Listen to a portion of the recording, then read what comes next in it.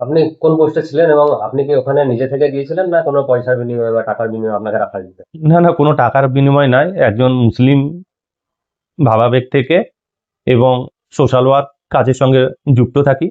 সেই ভাবাবেগ থেকেই আমি ট্রাস্টের চেয়ারম্যান সাহেব একদিন আমাকে ফোন করেছিলেন যে, "রানা, তোমাকে এই ট্রাস্টের ট্রেজারার হতে হবে। এই পদে রাখছি।" তো আমি তখন উনাকে বলেছিলাম যে, "ট্রেজারারটা একটা সেনসিটিভ পোস্ট। তো আমাকে এখানে না রেখে আমাকে যদি ট্রাস্টের একটা মেম্বার হিসাবেই রাখেন ভালো হয়, আর না থাকলে ভালো। এমনি আমাকে যদি নরমাল কোনো পোস্ট দেওয়া হয় সেটাই বেস্ট হবে।" তো উনি বলল যে, "না, এটা বিশ্বস্ত একজনকে দরকার।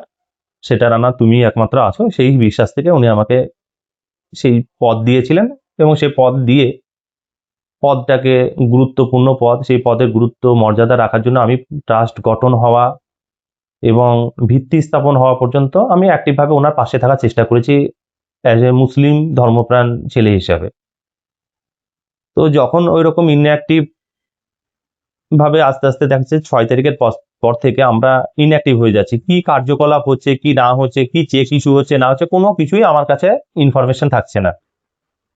তো যখন কোনো রকম ইনফরমেশন থাকছে না, তখন থেকে আমি মনে, মনে আস্তে, আস্তে নিজের থেকে ইনঅ্যাক্টিভ হয়ে যাই ওখান থেকে। ইনঅ্যাক্টিভ হওয়ার পর আমি ভেবেছিলাম ইস্তফা দেবো এবং সেটা ভেবেছিলাম যে ভোটটা হয়ে যাবে, ভোটের পরে আমি ইস্তফাটা পাঠিয়ে দেবো। কিন্তু আমার মায়ের ওপেন হার্ট সার্জারি হওয়ার জন্য মা গতকালকেই বাড়ি ফিরেছেন। বাড়ি ফেরার পর আগেও মা বলতেন যে এখান থেকে এখানে থাকা দরকার নেই। তো বাড়ি এসে মা কান্না করছিলেন, আমাকে অনেক অনুরোধ করেছে যে এই পদ থেকে ইস্তফা দে। আর কালকে একটা ভাইরাল ভিডিও মা দেখেছে। সেটা হয়তো এআই ভিডিও হতে পারে বা নরমালও হতে পারে, সেটা আমার জানা নেই। তো মায়ের সম্মানের খাতিরে আমি নিজেও একজন কাজের সঙ্গে যুক্ত। সেই কাজেরও আমার ব্যাঘাত ঘটছিল। মানসিক একটা যন্ত্রণা, নামেই পদে থাকছি কিন্তু পদের কোনো কাজ নেই। সেই থেকে আমার ইস্তফার সিদ্ধান্ত। আমরা বলছেন আপনি ক্যাশিয়ার ছিলেন কিন্তু টাকা পয়সা কত ঢুকছে, কত বেরোচ্ছে খরচা এসব কিছুই আপনি জানেন না। না, এগুলো আমি কিছুই জানতাম না। প্রথম থেকেই আজ অব্দি এখনো জানেন না না, কিছু? প্রথম ২-১ দিন কত টাকা ঢুকছে সেটা ব্যাংকেরটা আমি ডিটেইলসটা ব্যাংকে ফোন করে ব্যাংকের ম্যানেজারকে বা ক্যাশিয়ারকে, স্টেট ব্যাংকের, এটুকুই আমি জানতে পারতাম।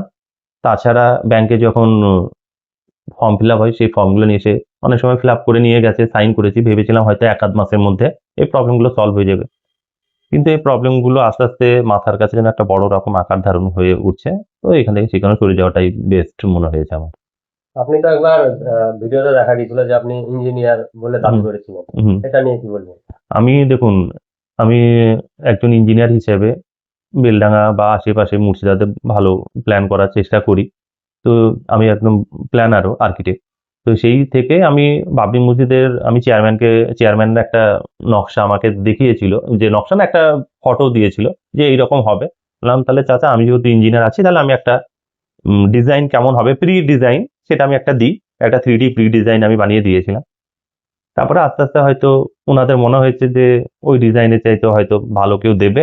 সে আশা থেকে ওটা আস্তে, আস্তে ইনঅ্যাক্টিভ হয়। তারপরে কি করে না করে আমি আর কোনো কিছুই খোঁজ পাইনি। আদৌ সেই মডেলে হচ্ছে না অন্য কিছু হবে, আমার কোনো রকম ইনফরমেশন জানা নেই। দলের যখন প্রথম যে মিটিংটা হয়, যখন হুম, দল উন্মোচন করেন, হুম, সেদিনকে আপনাকে স্টেজে দেখা হয়েছিল। হুম। সেটা নিয়ে কি বলবেন? দেখুন, সেদিন আমি স্টেজে দেখা গেছিল, সেখানে যে শুধু যারা রাজনীতি করে বা দল করে তারা নয়, অনেক মৌলানা, মুফতি, সোশ্যাল ওয়ার্কার অনেকেই ছিল। সেই হিসাবে আমিও গেছিলাম এবং মনে হয়েছিল যে হ্যাঁ, একটা পার্টি গঠন হচ্ছে, একটু সাপোর্ট করা যাক। যে হয়তো ভালো হবে, মানুষের হক আদায় হবে, গরিব মানুষ, সাধারণ মানুষের জন্য কিছু বলবে। এই থেকেই আমি সেই স্টেজে আমি সেই সময় গেছিলাম। আপনার সাথে শেষ কবে কথা হয় হুমায়ুন কবিরের সঙ্গে? শেষ কবে কথায়, গতকালকে রেলগেটের কাছে একটা জ্যামে আমি দাঁড়িয়েছিলাম রাত্রির দিকে। তখন চেয়ারম্যান সাহেব গাড়িতে করে নওদা থেকে ফিরছিলেন। তো দেখলাম আমার পাশে গাড়িটা এসে দাঁড়িয়েছিল। তখন আমি গাড়ি থেকে নেমে জাস্ট সালাম দিয়ে কথা হয়, এইটুকুই।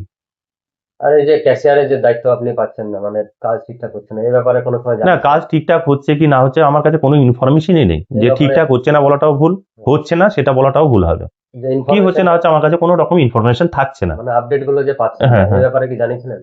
এই ব্যাপারে আমি চেয়ারম্যান সাহেবকে ২-১ দিন ফোন করেছিলাম।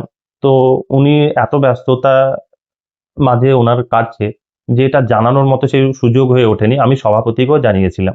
যিনি এই ট্রাস্টের সভাপতি আছেন, ওনাকে আমি জানিয়েছিলাম যে কি হচ্ছে না হচ্ছে কোনো রকম ইনফরমেশন পাচ্ছি না। তা আমার মনে হয় এখান থেকে না থাকাটাই আমার শ্রেয়। তাহলে এখন যে নতুন কোনো পার্টিতে যোগদান করার ইচ্ছা আছে? না না, নতুন কোনো পার্টিতে যোগদান করার চিন্তা ভাবনা এখনো পর্যন্ত নেই। সে যদি সেটা হয় সেটা সময়ই বলবে। আর যে যে ভিডিওটা ভাইরাল হয়েছে সেটা নিয়ে কি বলবেন? যদি কোন সেটা, ভিডিও ভাইরাল? হুমায়ুন ও, কবিরের যে ভাইরাল ভিডিও, দেখুন ওই ভিডিওটা ভাইরাল হওয়ার পর চেয়ারম্যান সাহেব তো নিজেও বলেছেন যে ওটা এআই ভিডিও। তো এখানে আমি ওই যেহেতু পার্টি পলিটিক্স এর মধ্যে নেই, ওই ভিডিও নিয়ে আমার কোনো মন্তব্য করাটাও ঠিক হবে না। আপনার এটা কিভাবে রিজাইনটা কিভাবে দিলেন? রিজাইনটা আমি স্পিড পোস্টের মাধ্যমে আমি পাঠাই, ইমেলের মাধ্যমে ট্রাস্টের যে ইমেল আইডি তো সেন্ড করি, এবং সভাপতি এবং চেয়ারম্যানকেও হোয়াটসঅ্যাপে আমি সেই পাঠিয়ে দিই। কোনো রিপ্লাই দিয়েছেন? না, রিপ্লাই দেয়নি। এমনি কোনো সময় কোনো মেসেজ করলে সেই রিপ্লাই পাওয়া যায় না, সেই এটাও যে রিপ্লাই পাবো বলে এটাও আশা করি না। আপনার নাম পরিচয়টা বলুন। আমার নাম Moinul Haque Rana, West Bengal Islamic Foundation of ইন্ডিয়ার কোষাধ্যক্ষ পদে আমি ছিলাম।